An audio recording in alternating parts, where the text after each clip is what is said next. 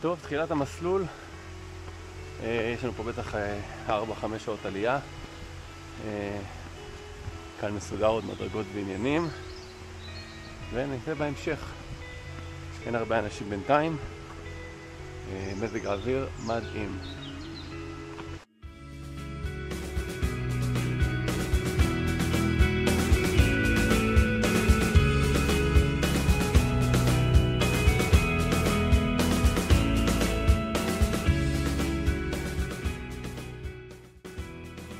טוב, הפסקה ראשונה אחרי שהעלייה, נראה לי 400 מטר, 450 מטר עלייה, משהו כזה. נשאר עוד חצי, קצת יותר, בטח ייקח שעתיים, אני אעשה את זה יותר לאט, מחר יש לנו יותר קשה. אבל שימו לב, שלי בלבד המסלול הזה, אין פה אף אחד. קודם ירדה איזושהי חולצה גדולה, אבל לא שומעים פה כלום, חוץ מציוד ציפורים.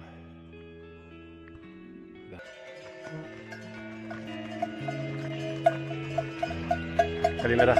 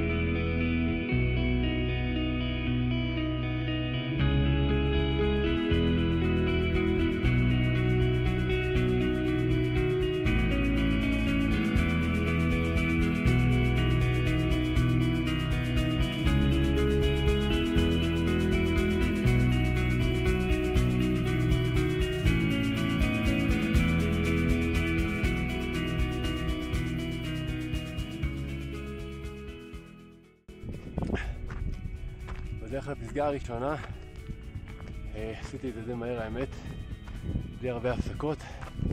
בכזאת עלייה כמו שאתם רואים מאחורה, עדיף לא לעצור. הפסגה נמצאת ממש שם, ממש תכף מגיעים, 20 דקות בטח, ואחרי זה לפי מצב השלג נקבל החלטה על הפסגה השנייה. שמש עלתה, תראו איזה ריד יפהפה בעלייה פה, ממש אלפיני יפהפה, איזה כיף.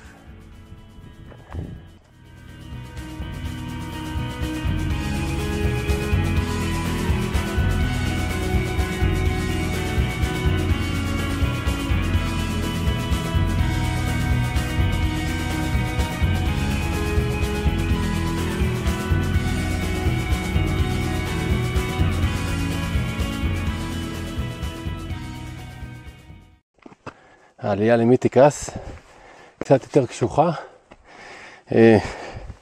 נראה לי גרייד 3, שזה אומר ארבל פלוס ואין עזרים, זאת אומרת אין כבלים מברזל או ידיות, אבל זה לא שונה מלטפס את נחל אוג או כל אחד מהאחרים.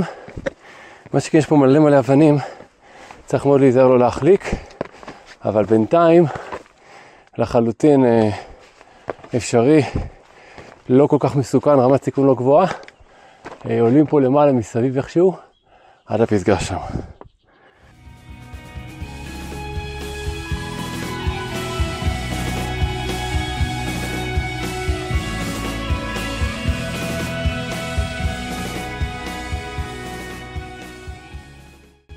צעדים אחרונים לפסגה, 2,900 ומשהו מטר. התחלתי ב-4 בבוקר,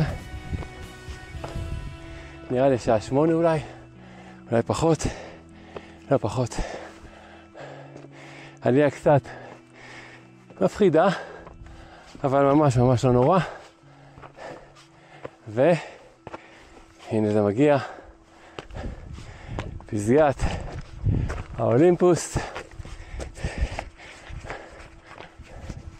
פסגת האולימפוס. ב3, 2, 1. פסגת האולימפוס. פתקס. רק אני לבד על ההר. מטורף.